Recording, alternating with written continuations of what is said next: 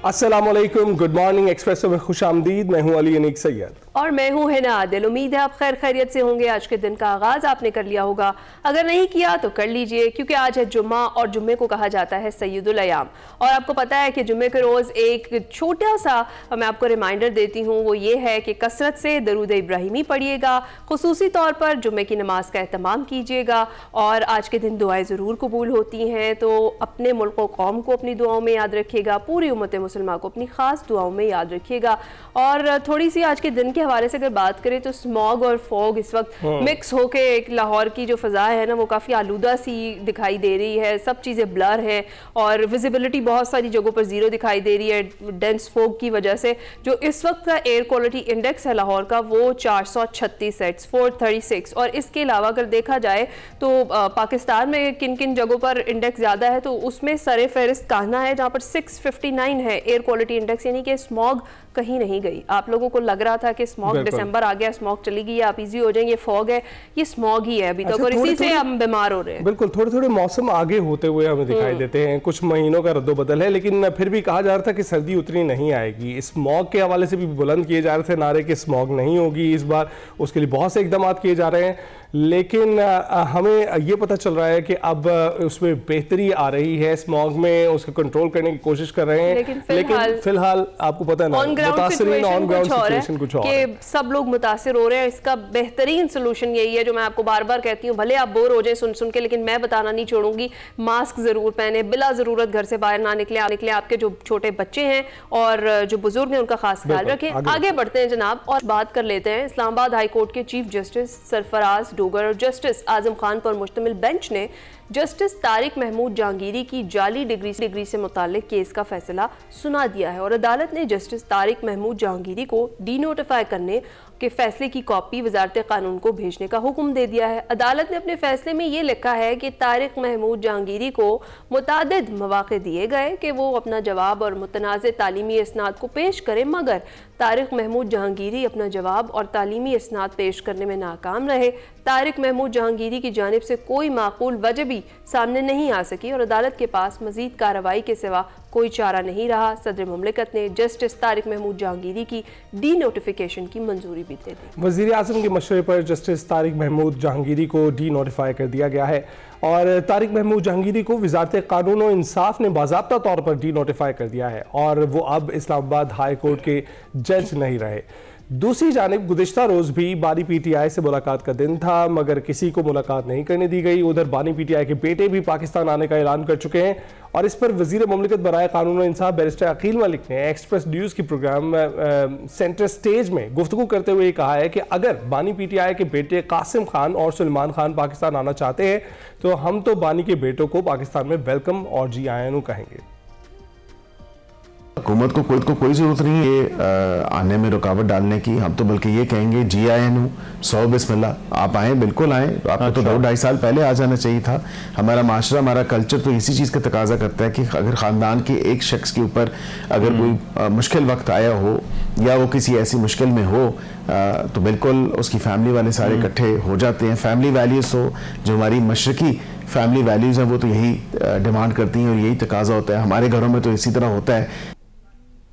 और दूसरी जानिब PTI के मुफाहमती ग्रुप फवाद चौधरी, इमरान इस्माइल और महमूद मौलवी काफ़ी मुतहरिक दिखाई दे रहे हैं और जो पसे पर्दा राबते हैं वो तेज़ कर रहे हैं और कोट लखपत जेल में कैद सियासी रहनुमाओं की रिहाई की राह हमवार करने में हमें कोशिश दिखाई दे रहे हैं। उधर जो कौमी मुशावरती कॉन्फ्रेंस है उसकी कामयाबी के लिए PTI की सियासी कमेटी भी खासी एक्टिव नज़र आ रही है, जो 20 और 21 दिसंबर को इस्लामाबाद में होगी। पहले ये कहा जा रहा था कि पीपल्स पार्टी को दावत दी जाएगी, मगर अब ये इत्तलात आ रही हैं कि पीपल्स पार्टी को भी कौमी कॉन्फ्रेंस में शिरकत का दावानामा इरसाल नहीं किया जाएगा। उधर वज़ीर आला मरीम नवाज का कहना है कि जो कहते हैं पंजाब के पास बहुत पैसा है, उनकी बातों में ना आना। NFC का पैसा सबको मिलता है। ऐसी बातें करने वाले अपनी करप्शन छुपाने की कोशिश करते हैं और अवाम भूखे मर रहे हैं, इनको जेल के बाहर धरना देने से फुर्सत नहीं। जो सूबे ये बात करते हैं कि पंजाब के पास बहुत पैसा है, हर के पास NFC के तहत अपने अपने हिस्से का बहुत ज्यादा पैसा है। हाँ, एक फर्क है, पंजाब के पास जितना भी पैसा है वो पंजाब के अवाम पे लग रहा है। जो सूबे ये बात करते हैं वो अपनी नाअहली, अपनी नालायकी और अपनी करप्शन को छुपाने के लिए बड़े आराम से जबान हिला के ये कह देते कि पंजाब जो है वो उसके पास बहुत पैसा है। आप लोगों को जेलों के बाद धरने देने से फुर्सत नहीं है, अवाम मर रही है भूखी, अवाम आपका रास्ता देख रही है। दो अपने लोगों को ग्रीन बस, दो अपने लोगों को होनहार स्कॉलरशिप, दो अपने लोगों को लैपटॉप्स। तो इसके लिए बेटा काम करना पड़ता है मेरे जान। उधर सुहेल आफरीदी के खिलाफ रियासती इदारों की साख मुतासिर करने का केस में अदम हाजिरी पर सुहेल आफरीदी के नाकाबिल जमानत वारंट गिरफ्तारी भी जारी कर दिए गए हैं। इसी पर हमने बात करनी है और बात करने के लिए सीनियर तज्जियाकार आमिर इलियास राना साहब हमारे साथ मौजूद हैं। आमिर साहब बहुत बहुत शुक्रिया हमें ज्वाइन करने के लिए। Good morning. बहुत शुक्रिया जी, माशाल्लाह। मैं फॉग पे आपकी बात सुन रहा था, लेकिन जो भी दावे थे हुकूमत के वो कमी लाने के लिए इकदाम पे थे। मैं चूंकि इस बात को बड़े गौर से देख रहा हूँ, चाहे वो फॉग लाहौर में ही है, ये 4-5 साल का कम से कम अमल है। बिल्कुल बिल्कुल इसके लिए रेगुलर मैयर लेने होंगे। इस दफा शुक्र करें कुदरत ने भी साथ दिया। कुछ हुकूमती इकदाम थे कि इतना अरसा आपका अच्छा गुजरा। जब दिन गुजरे होते हैं फिर आगे इतलात, कुछ बारिश की भी मैं देख रहा था कि शायद आ रही है कोई, तो बारिश के साथ ही मामला को हल होना है। हाँ, कल परसों बारिश की है पेशगोई, उसके बाद मजीद हालात बेहतर हो जाएंगे इंशाल्लाह और सबको इससे निजात मिल जाएगी। आएगी लेकिन डस्ट खत्म हो जाएगी। हाँ। स्मोक वाला काम खत्म हो जाएगा। कुदरती तौर पर कितना आप समझते हैं कि मदद मिली है हुकूमत को भी?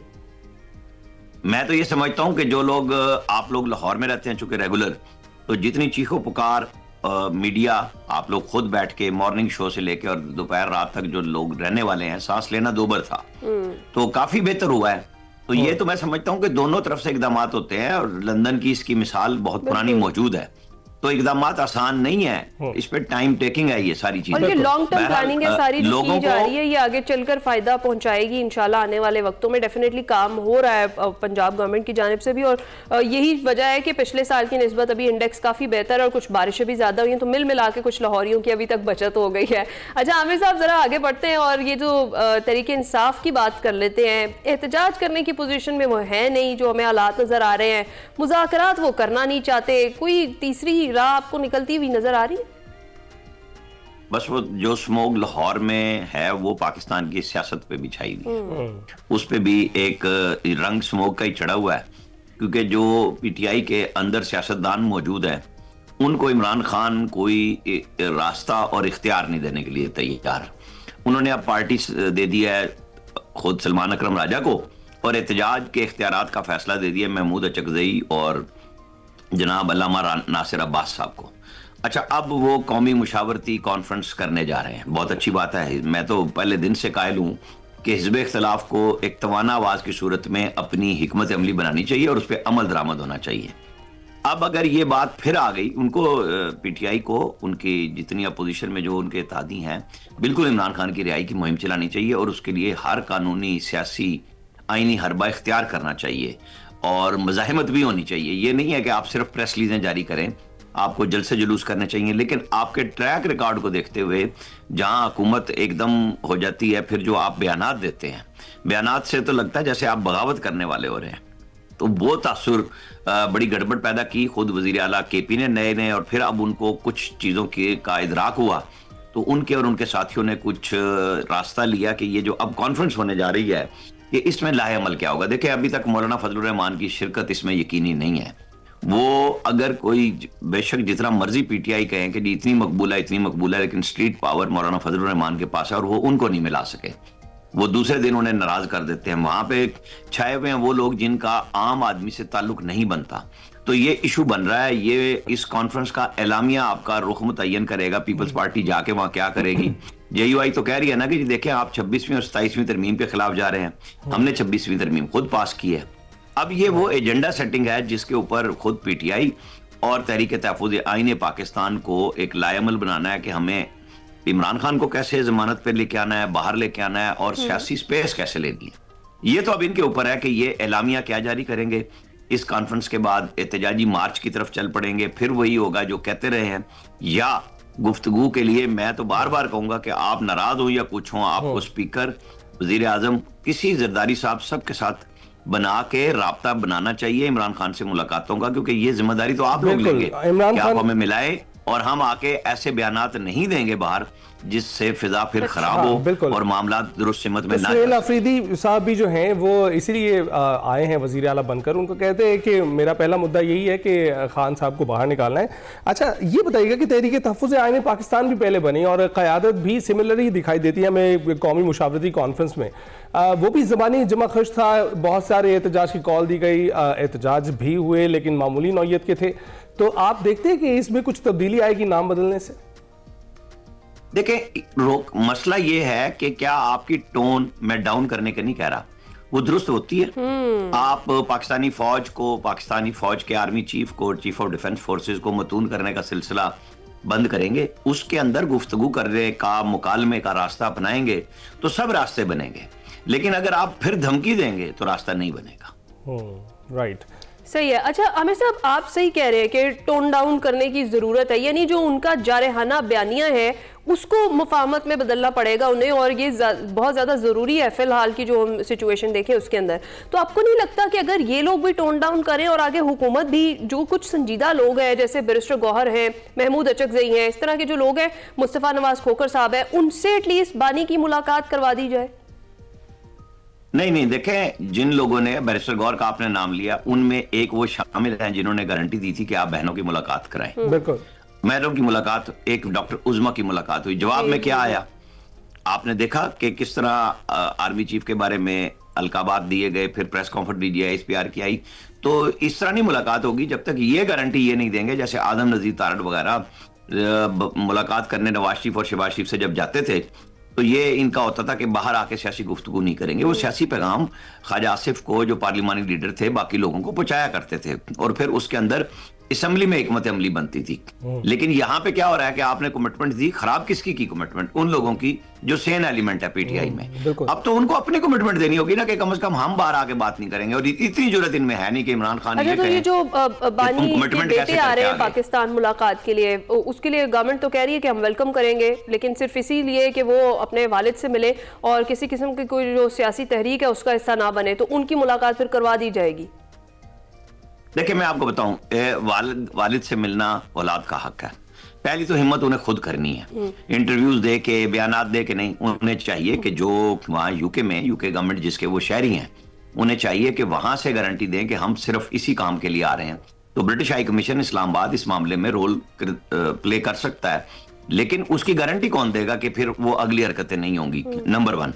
नंबर 2 ये कि फिर उन्हें अपने जो राइट्स हैं एक्सरसाइज करने चाहिए। वीजा दोबारा अप्लाई करें, नाइकॉप अप्लाई करें, नहीं मिल रहा तो ब्रिटिश गवर्नमेंट के जरिए जब वो ब्रिटिश पासपोर्ट पे वीजा लेंगे और फिर गारंटी देंगे कि वो यहाँ आके अपने वालिद से मिलने का मकसद है उनका, उनके खिलाफ तो कोई मुकदमा नहीं है। लोग मिसाल दे देते हैं कि जी हुसैन और हसन नवाज क्यों नहीं आते थे, तो उन पे तो यहाँ पर्चे बेशुमार दे दिए गए थे उनकी अदम मौजूदगी में, और वो सियासत में हिस्सा भी नहीं ले रहे थे, लेकिन उनको तो नहीं छोड़ा गया था। यहाँ पे तो इनके ऊपर कोई पर्चा नहीं है।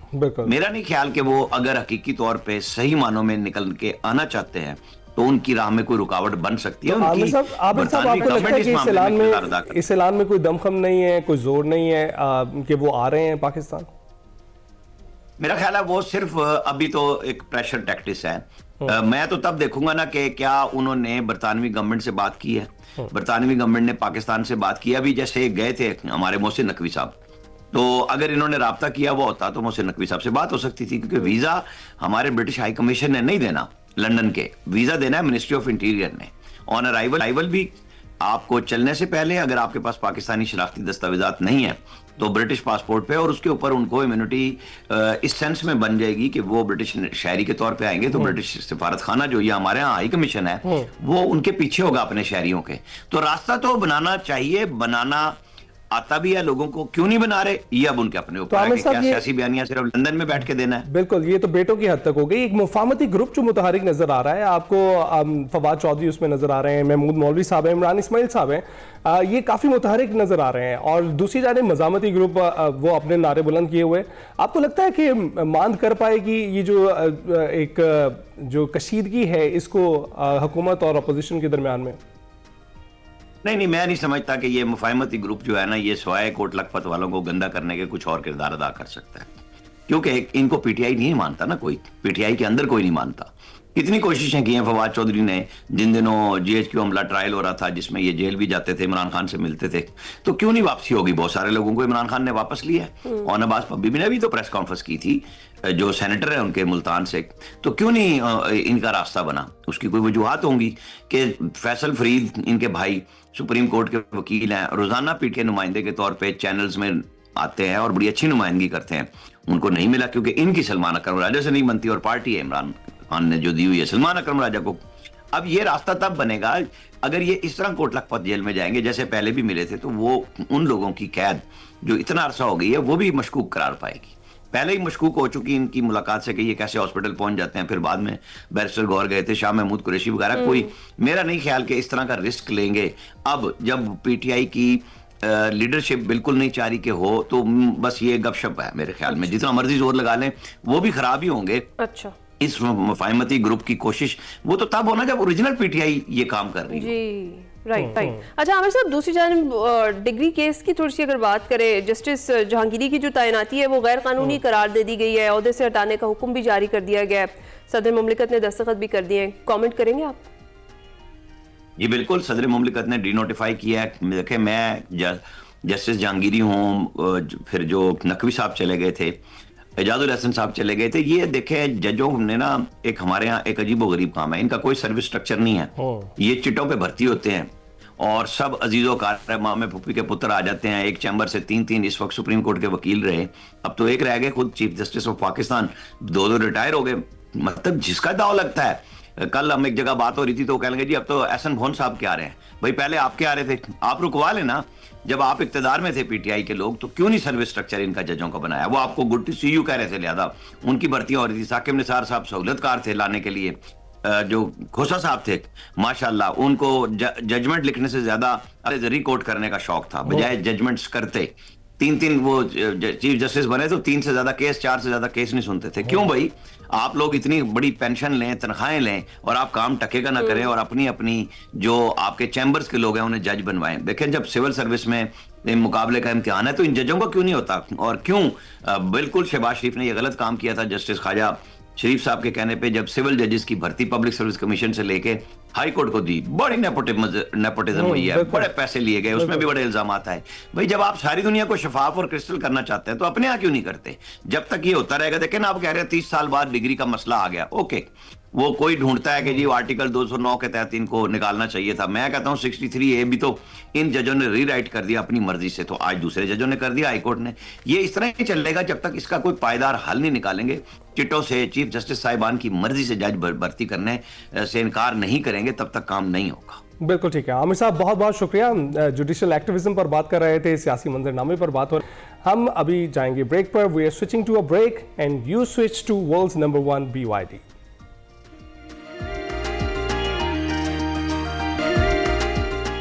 Welcome back. नाज़रीन, हमारा हमसाया मुल्क भारत है, खुद को दुनिया की सबसे बड़ी जमहूरियत कहता है, लेकिन हकीकत में भारत में मुसलमान होना इस रियासत के क़याम से लेकर आज तक एक जुर्म है, चाहे वो अक़लियतों के हकूक़ दबाने हों या मुस्लिम ख़वातीन का पर्दा खींचना हो। मोदी का भारत हर लिहाज से एक तरफ मुतशद्दिद रवैये का शिकार है तो दूसरी तरफ पाकिस्तान दुश्मनी तो जैसे भारत की अव्वलीन तरजीह है। और नाज़रीन, जब सियासत में नफरत बिकने लगे तो फिल्म इंडस्ट्री कैसे पीछे रह सकती है? भारत में पाकिस्तान और इस्लाम मुखालिफ प्रोपेगेंडा अब सिर्फ सियासत तक महदूद नहीं रहा, ये सिनेमा तक पहुँच गया है। एक नई फिल्म भारतीय फिल्म है धुरंधर, काफ़ी चर्चा आप देख रहे हैं, सोशल मीडिया पर तहलका मचाया हुआ है उसने। और हैरानी की बात यह है कि ये भारतीय फिल्म भारत की नहीं, कराची की कहानी सुनाती है, लेकिन अपनी मर्जी की झूठी मुतासिब कहानी है।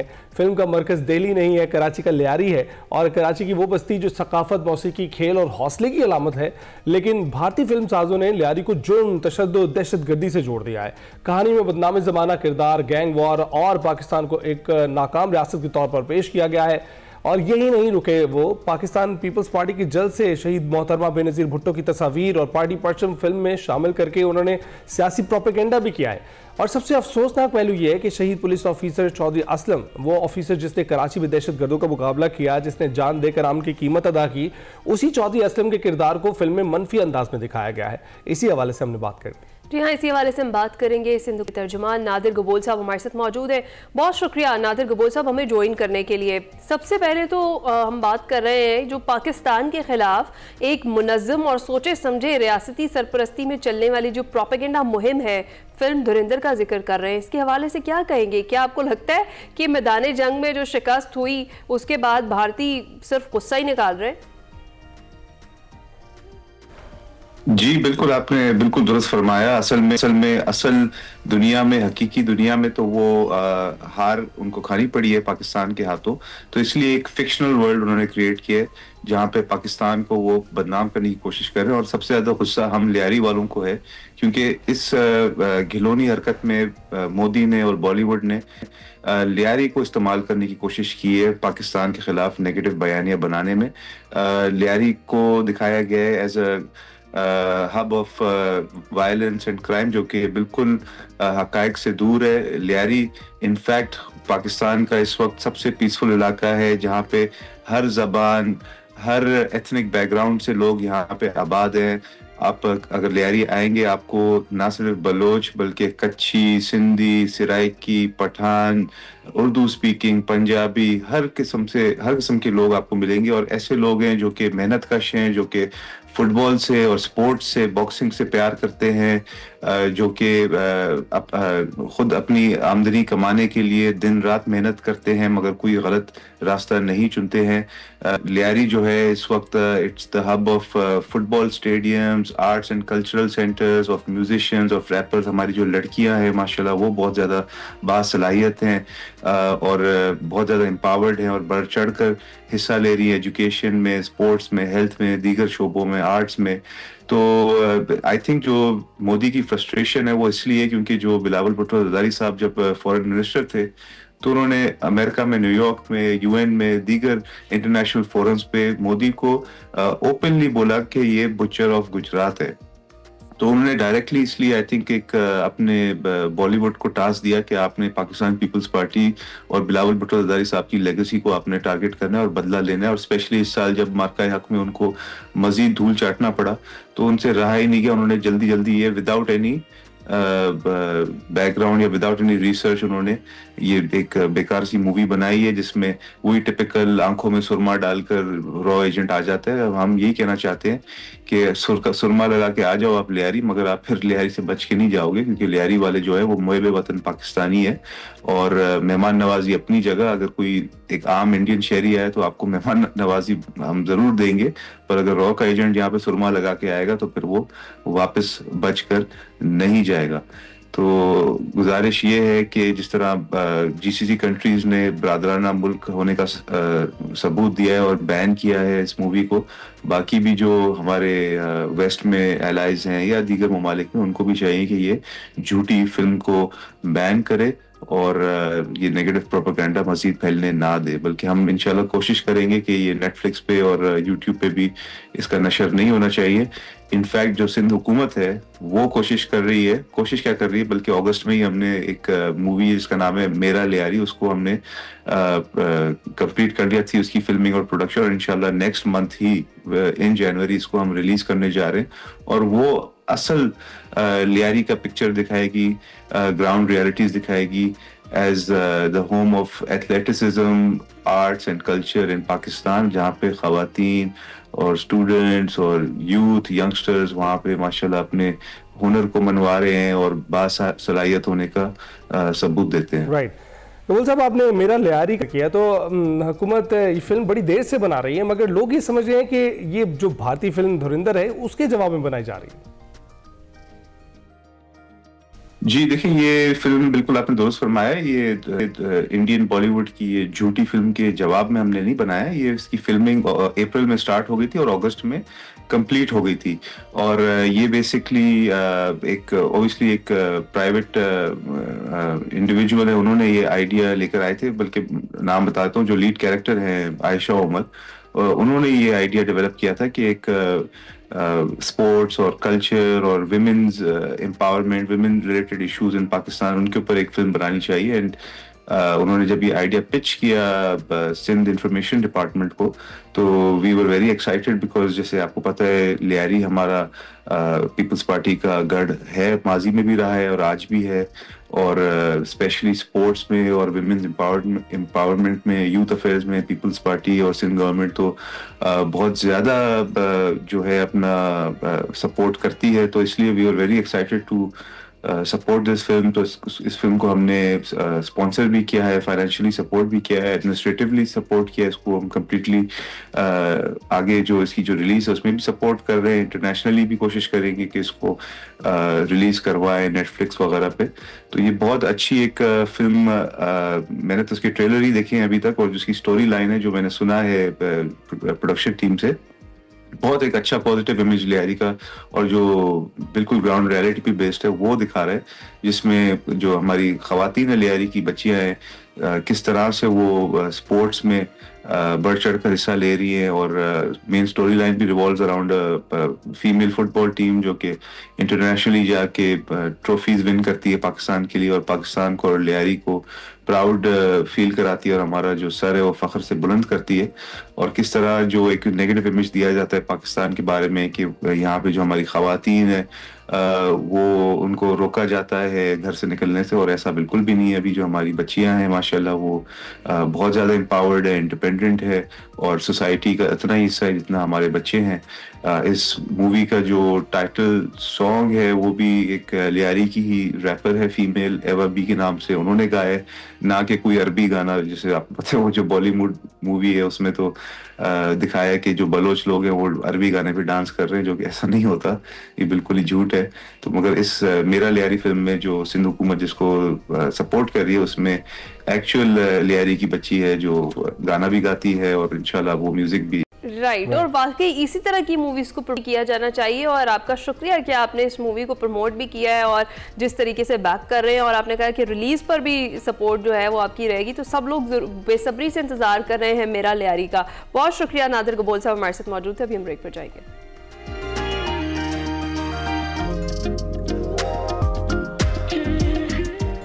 Welcome back to Espresso. अब आपको बताते हैं कि दूसरी लोक सहायता मैराथन की तैयारियां आखिरी मराहिल में हैं, और इसमें 3000 से ज़ायद मुल्की और गैर मुल्की रनर्स की शिरकत भी मुतवक्के है। सक्खर मैराथन 21 दिसंबर को होगी। 24 गैर मुल्की एथलीट्स भी हिस्सा लेंगे। 42 किलोमीटर पर मुश्तमिल सक्खर मैराथन आलमी मयार के मुताबिक होगी, और सक्खर मैराथन ख़वातीन के लिए 10 किलोमीटर रेस होगी। इस पर हमने मजीद बात करनी है, और बात करने के लिए हमें ज्वाइन कर चुके हैं मोहम्मद शाह साहब, लोक सहायता ट्रस्ट के चेयरमैन है। बहुत शुक्रिया सर, गुड मॉर्निंग, कैसे हैं आप? Thank you, good morning, thank you for having me. Shah साहब, सबसे पहले तो ये बताएं कि अब तो कोई एंट्री नहीं हो सकती ना, अब तो कोई शामिल नहीं हो सकता, एंट्रीज बंद हो चुकी हुई हैं। जी बिल्कुल, एंट्रीज क्लोज हो चुकी हैं। मोर देन 3000 जो है एथलीट्स ने रजिस्टर किया है, और अभी बिब्स उनको इशू हो रही है। इंशाल्लाह ताला परसों सुबह 7 बजे हमारी दौड़ शुरू होगी। अच्छा शाह साहब, मुख्तलिफ शहरों से भी बहुत सारे खिलाड़ी पाकिस्तान से भी आ रहे हैं, और कराची, लाहौर और दीगर शहरों से भी आपकी बसेस खास तौर पर चल रही है। किस तरह से नेटवर्क आपने फैलाया हुआ है? एक्चुअली हमारा एक तो फ्री रजिस्ट्रेशन है। This is the biggest incentive for everyone, because जो भी रेस होती है या मैराथन उसकी एक रजिस्ट्रेशन फी होती है। तो एक तो उस वजह से, और फिर दूसरा हमारे पास जो लाहौर, गुजर खान, पिंडी, केपी, गिलगित, कराची और बहावलपुर, इधर से बसेस हमारी चलती हैं जो कि सारे एथलीट्स को सक्खर लेकर आती हैं। और यहाँ पर एक हमने मैराथन विलेज बनाया हुआ है, सो दे स्टे हियर। यहाँ पे इनकी लॉजिंग और बोर्डिंग और feeding, everything is free. So this is how the whole marathon is managed। और इस साल तो मुल्क से बाहर, क्योंकि ये अभी इंटरनेशनली रिकॉग्नाइज्ड मैराथन है, वर्ल्ड एथलेटिक्स ने इसको सर्टिफाई किया है। यहाँ पर कोई अच्छा दौड़ेगा तो अपना वो पर्सनल बेस्ट इम्प्रूव करके बोस्टन, न्यूयॉर्क, टोक्यो और लंदन मैराथन और पेरिस मैराथन के लिए वो क्वालिफाई कर सकता है। तो इसलिए बाहर के लोग भी काफी आ रहे हैं। राइट। तो सर ये बताइएगा कि कौन कौन से कुछ फेमस नेम्स भी आ रहे हैं इस मैराथन में पार्टिसिपेट करने के लिए? जी हाँ बिल्कुल, हमारे पास अब्दुल माजिद आ रहे हैं मोरक्को से, और मसीमो आ रहे हैं इटली से, और इसी तरह जापान से एक लेडी रनर हैं उनका नाम मेरे जहन में नहीं है, she is also a sensation. So they are all coming to improve their best, personal best, क्योंकि ये फ्लैट रेस है हमारी, बिल्कुल ग्रेडियंट इधर है नहीं, ना कोई चढ़ाई है, ऑक्सीजन लेवल हमारे अच्छे हैं, तो they all come here to improve their best। अच्छा, तो सर खवातीन भी पार्टिसिपेट कर रही हैं, 10 किलोमीटर ही उनके लिए क्यों रखा गया, और दूसरा ये कि उनको फैसिलिटेट करने के लिए क्या क्या अरेंजमेंट्स हैं? उनके अलग हॉस्टल्स हैं, उधर हमारे वॉलंटियर्स हैं, लेडी वॉलंटियर्स हैं, दे will be looking after them. और 10 के इसलिए क्योंकि इस वक्त हमारे पास पाकिस्तान में 42 किलोमीटर रन के लिए इतनी ज्यादा तादाद में लेडीज या फीमेल्स नहीं हैं, तो इंशाल्लाह इसको हम अगले साल 21 किलोमीटर पर यानी हाफ मैराथन पे लेकर जाएंगे। और जैसे जैसे हमारे पास नंबर ऑफ पार्टिसिपेंट्स बढ़ेगा तो इंशाल्लाह ताला we will extend it to the full marathon as well. तो शाह साहब, क्या बंदोबस्त किए जाते हैं जितने खिलाड़ी जो हैं पाकिस्तान के मुख्तलिफ इलाकों से वहां पर जाते हैं, क्योंकि कुछ दिन मुकीम तो वहां पर होना होता है और आपको एक्लाइमेटाइज होना होता है, तो क्या सहूलियात दी जाती है उनको? देखें, ऑलरेडी हमारे पास कल से एथलीट्स आना शुरू हो गए। हमारे इधर स्कूल है, पब्लिक स्कूल सक्खर, जिनके साथ हमारी MOU है, उनकी ह्यूज फैसिलिटी है बोर्डिंग की। बच्चों को छुट्टियां हो जाती हैं सर्दियों में, तो ये सर्दियों के आखिरी 10 दिनों में हम रेस इसीलिए कराते हैं ताकि हमारी अकोमोडेशन का इशू ना हो। फिर यहाँ पर होटल्स हैं, बहुत अच्छे होटल्स हैं, वहाँ वो सारे बुक होते हैं। फिर हमारे गवर्नमेंट की फैसिलिटीज है, जैसे हॉकी क्लब है हमारे पास, जो स्पोर्ट्स मिनिस्ट्री सिंध की वो हमें वो दे देती हैं सारी फैसिलिटीज। सो इन अ वे हमारे पास 2-3 हज़ार लोगों को अकोमोडेट करने के लिए बहुत बड़ा आसानी के साथ जो है वो मामला हो जाता है। सो इंशाल्लाह ताला तो आपको मकामी इंतजामिया की जानिब से कितनी सपोर्ट मिलती है, खासकर पुलिस की जानिब से सिक्योरिटी जो प्रोवाइड करनी होती है उसको लेकर? देखें, वो तो उसके बगैर नामुमकिन है कि ये इतनी बड़ी मैराथन हो सके। इसमें कमिश्नर सक्खर हैं, डिप्टी कमिश्नर्स हैं सक्खर और खैरपुर के, SSPs हैं, DIG सक्खर हैं, 1122 है, नेशनल हाईवे अथॉरिटी है, DIG मोटरवेज हैं, सिंध सॉलिड वेस्ट मैनेजमेंट है, मेयर सक्खर हैं, डिस्ट्रिक्ट काउंसिल सक्खर, यहाँ के अदरवाइज जितने भी नोटेबल्स हैं, चैम्बर है सक्खर का, और politicians हैं, they all own it because this is one thing which is actually giving Sakhar a name on the global scale। तो इस सर ये भी बताइएगा ये कितना खुशाइंद है इस तरह की मैराथन्स का इनेकाद, खुसूसी तौर पर जब आपने कहा कि सब मिलकर इसको मुकम्मल भी बनाते हैं और कामयाब भी बनाते हैं, जिसमें इंटरनेशनली हमारे एथलीट्स आते हैं, पाकिस्तान का नाम जो है वो बाकी जगहों पर भी लिया जाता है और वो आकर ट्रस्ट करते हैं। जिस तरह से आपने कहा कि रहना पड़ता है, डेफिनेटली वो आपने एक जो विलेज अरेंज किया हुआ है, जिस तरीके से आप स्कूल्स या होटल्स का अरेंजमेंट करते हैं, तो कितना खुशाइंद है इस तरह के जो इवेंट्स हैं उनका इनेकाद? देखिए, आप अगर वर्ल्ड मैराथन के नक्शे पर नजर दौड़ाएं तो जहां जहां मैराथन होती हैं वहां बहुत ज्यादा टूरिज्म होता है, वहां लोग आते हैं, वहां रहते हैं, इलाके को एक्सप्लोर करते हैं। तो सक्खर के लिए और खैरपुर के लिए यानी कि these are historic places, they have cultural heritage, they have historical importance, they have very famous places. यहाँ किले हैं, यहाँ सचल सरमस्त की दरगाह है, यहाँ पर सत्यन का आस्थान है, दरिया के बीच के अंदर साधु बेला है, मासूम शाह का मीनारा है, अदम शाह की टकरी है, सक्खर बराज है। These are so beautiful places, people will go back with fond memories। फिर यहाँ पे अमन का पैगाम है, when you have so many people coming here और यहाँ रह रहे हैं और सुकून के साथ रेस करके वापस जाएंगे, तो वो that is built in message of peace, love, harmony and sportsman spirit. Shah Sahab, hats off to you guys, क्योंकि कराची और लाहौर और इस्लामाबाद की बात करें तो ये तो वो शहर हैं जहाँ पर लोगों का आना जाना पहले भी लगा रहता है, लेकिन सक्खर वो शहर नहीं है और आप लोग वहाँ पर ये काम कर रहे हैं जिससे ना सिर्फ पाकिस्तान के अंदर बल्कि ग्लोबली भी शनाख्त हो रही है। बिल्कुल ठीक कह रहे हैं आप, लेकिन व्हाट वेंट राइट जिसकी वजह से इसका इनेकाद करना शुरू किया गया? एक्चुअली क्रॉनिकल्स मैंने पढ़े, हिस्ट्री पढ़ी, तो ब्रिटिशर्स ने लिखा था कि इस इलाके में यानी सिंध और पंजाब का जो बेल्ट है, यहाँ पर हमारे पास जो डाक पहुंचाने वाले रनर्स हैं, ये 19th सेंचुरी की बात है, जब यानी कि गाड़ियां नहीं थी और घोड़े भी नहीं थे यहाँ पे, तो उन्होंने लिखा था कि यहाँ के जो रनर्स हैं वो बेस्ट रनर्स हैं पूरी हमारे एम्पायर के। उस एम्पायर में ऑस्ट्रेलिया भी था, उस एम्पायर में जो है अफ्रीका भी था।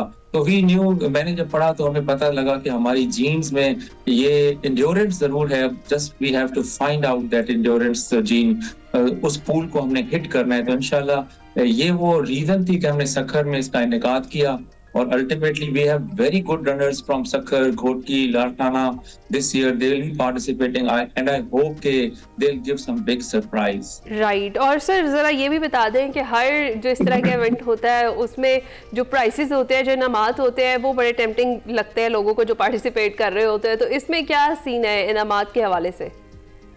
देखिए ये प्राइजेस जो है ना वो इंसेंटिव होता है। एक बंदा गिलगित से, केपी से और इधर से आता है तो उसको इनाम जरूर अटैक करे तभी वो आएगा। तो हमने पहला जो इनाम रखा है, अगर रिकॉर्ड ब्रेक होता है हमारा तो वो हमने 15 लाख रुपए का रखा है। फिर इसी तरह फर्स्ट जो है अगर रिकॉर्ड नहीं भी ब्रेक हुआ तो 5 लाख का इनाम है, फिर 4 लाख, फिर इस तरह पहले 20 रनर्स को दोनों कैटेगरीज के अंदर हमने जो है वो एक्नॉलेज करना है। सबको कैश प्राइजेस देने हैं, उनको ट्रैक सूट्स देंगे हम, और टी शर्ट्स, कैप्स और फिनिशर्स, मेडल्स, सर्टिफिकेट्स, ई सर्टिफिकेट्स।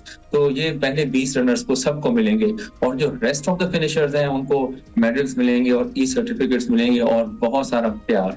बिल्कुल। शाह साहब इसके साथ ये भी बताइएगा कि बहुत सारे लोग ऑफिशियल वेबसाइट या ऑफिशियल लिंक के जरिए कनेक्टेड नहीं हो रहे हैं और दीगर लोग जो हैं वो इससे फ़ायदा उठा रहे हैं, तो किस तरह से आप बताएंगे लोगों को कि कौन सी ऑथेंटिक वेबसाइट है या कौन से ऑथेंटिक लिंक्स हैं जिन पे आप रब्ता कर सकते हैं? देखिए अभी तो रजिस्ट्रेशन क्लोज हो गई, इट वाज ओपन सिंस अगस्त, हमने अभी इसको क्लोज किया 10 दिसंबर को। तो अब तो कोई भी यानी कि रेस के हवाले से रजिस्ट्रेशन तो नहीं हो सकती, अगर कोई करता है तो दैट वुड बी फेक। बाकी हमारी loksahayata.org है, ORG, www.loksahayata.org, वो हमारी ऑथेंटिक वेबसाइट है और उसी के थ्रू आपको मुख्तलिफ पेजेस हमारे मिलेंगे, वहीं से आप कनेक्ट होकर हमारे फेसबुक, इंस्टाग्राम और बाकी सारी जगहों तक हम पहुंच सकते हैं। राइट। और जो लोग नहीं कर सके इस बार पार्टिसिपेट अली की तरह से, जो बहुत एक्साइटेड है, वो अगली बार के लिए तैयारी पकड़ लें और जिस तरह से शाह साहब ने बताया उस तरीके से आप अपनी रजिस्ट्रेशन करवा सकते हैं। बहुत शुक्रिया पीर मोहम्मद शाह साहब हमारे साथ मौजूद है और हम बात थे खास तौर पर जो लोक सहायता ट्रस्ट एक मैराथन मुनाकिद करा रहा है उस पर। अभी हम ब्रेक पर जाएंगे।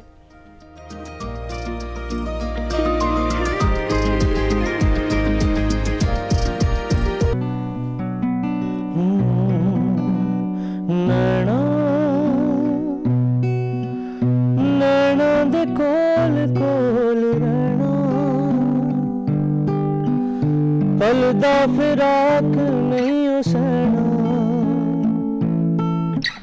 नैना तो दूर ना करी है नैना, नैना दे कोल कोल रहना, पलदा फिराक नहीं उसना, नैना तो दूर ना करी, दुखड़ा सुनावने बैठ मेरे सामने, दिन प्यार वाले फिर कदामने, दुखड़ा सुनावने बैठ मेरे सामने, दिन प्यार वाले फिर कदामने सामा, बाकी ने यार जो भी सामा,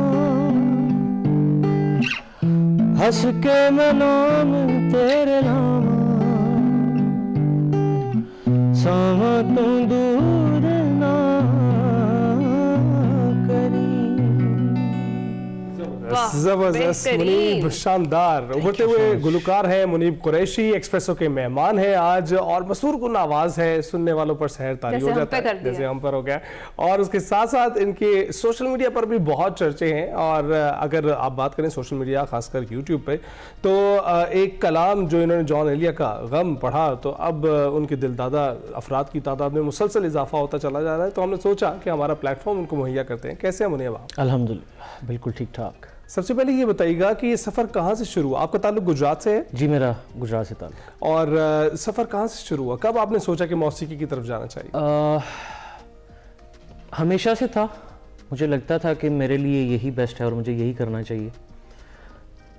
जो बाकायदा सफ़र का आगाज़ हुआ वो in fact it was in Lahore. मेरे एक दोस्त की शादी थी, वहाँ पर मैंने लाइव परफॉर्म किया था फर्स्ट टाइम। सो मेरा ख्याल है वो टाइम था कि तो आपको पता चला कि मैं मुनीब साहब सिंगर बन सकता हूँ। बहुत अच्छा। जी एग्जैक्टली ऐसे। अच्छा, तो बताएं कि इसके अलावा आप कुछ करते हैं? इसके अलावा मतलब मैं बेसिकली सोशल मीडिया पे कर रहा हूँ, YouTube, Spotify, full time music जी, म्यूजिक को जबरदस्त। ये डेडिकेशन, ये पैशन भी यही वाला होना चाहिए। अच्छा, तो ये बताएं कि बहुत सारे जगहों पर ना जब कोई ऐसे सिंगर्स होते हैं तो फैमिली जो है शुरू में काफी रोकती है कि ये क्या काम है, को करने वाला काम है, आप ये करें, पढ़ाई करें, जॉब करें। जो मुनीब का ताल्लुक जिन इलाकों से यानी गुजरात में बहुत बिरादरी सिस्टम है, लोग जो है तो ये क्या कर रहा है लड़का, इस तरह का कुछ फेस करना पड़ा फैमिली की तरफ से? इसमें आई हैव बीन लकी, मेरी फैमिली बहुत ज्यादा सपोर्टिव है, दोस्त हैं जबरदस्त। बाकी बैकलैश आया लेकिन वो मैटर नहीं करता। और वो आप देखें उसके बाद आप कहाँ बैठे, बिल्कुल सब कुछ फेस करते हुए। अच्छा मुनीब, हम चाहेंगे कि जो आपका सबसे ज्यादा वायरल हुआ ना सॉन्ग जो आपने गाया और उसके बाद आप रात को सोए, अपलोड करके सुबह उठे, आपने कहा ये क्या हो गया, वो हमें सुनाए। जरूर। वो नुसरत साहब की एक बहुत प्यारी चीज है, वो मैं पेश करता हूँ।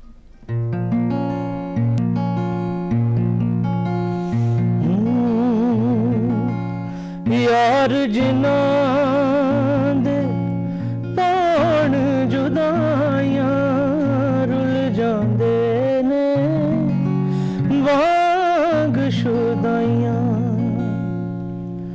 यार जिना दे पाण जुदाइयां रुल जांदे ने वांग शुदाइयां, हंजुआ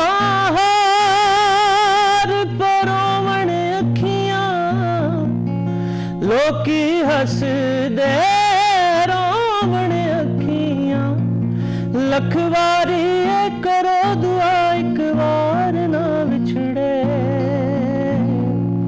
किसे दा यार ना विछड़े, किसे दा यार ना विछड़े, किसे दा यार ना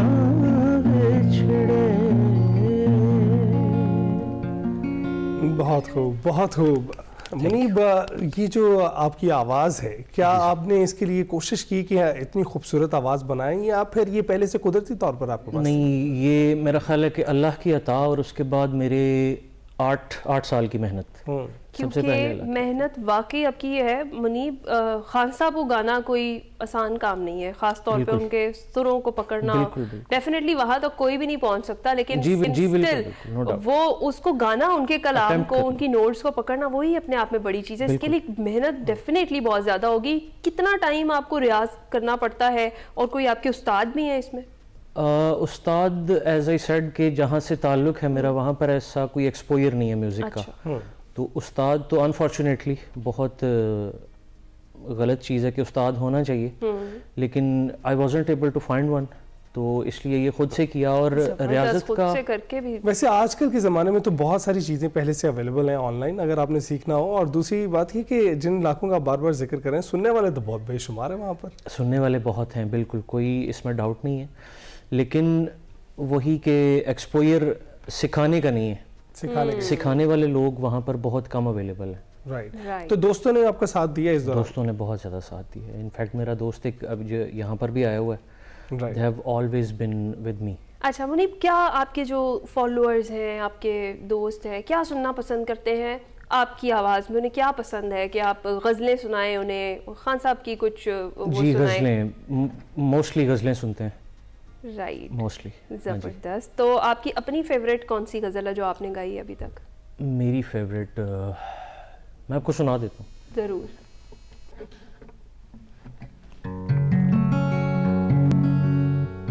ये भी इस वीडियो पे भी काफ़ी ज़्यादा व्यूज़ आए थे, तो वही मैं आपके लिए पेश कर देता हूँ।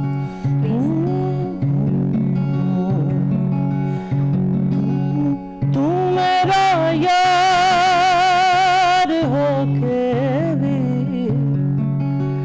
मेरे दर्दां नू जाने ना, तू मेरा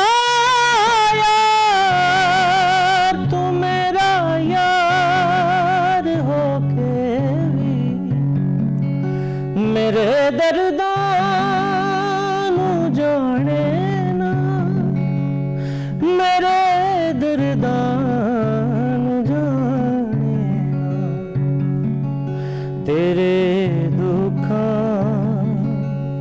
ते सुख बन के तेरे दुखा, ते सुख बन के मैं छा जावा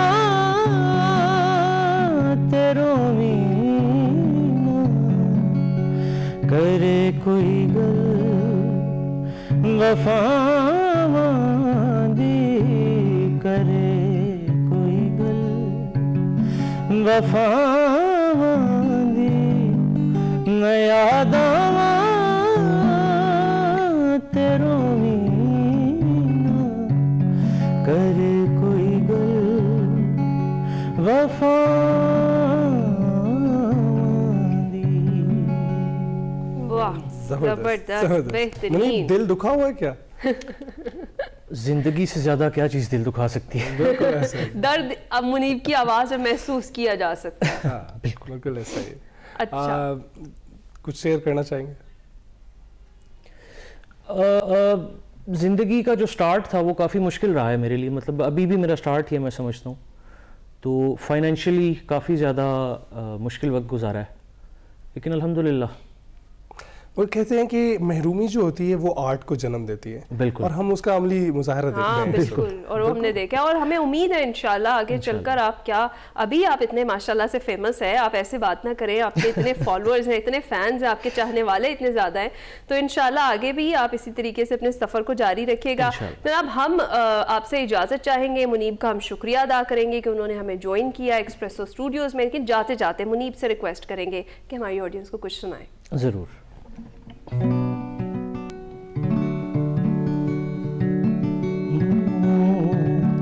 कितने न जोड़ी, कितने न जोड़ी, कितने न जोड़ी, कितने न जोड़ी, तेनू वास्ता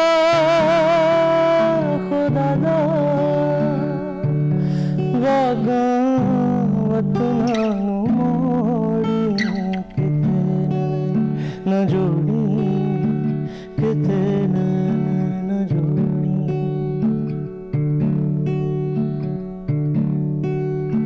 प्यार वाले आनू नहीं हो देख सकदा ज़माना, केड़ी गल तू छोड़ा एवें लभदा बहाना, केड़ी गल तू छोड़ा एवें लभदा बहाना।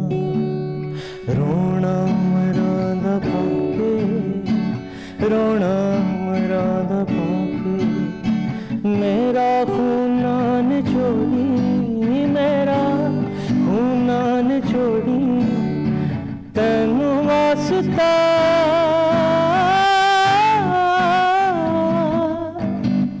खुदा दा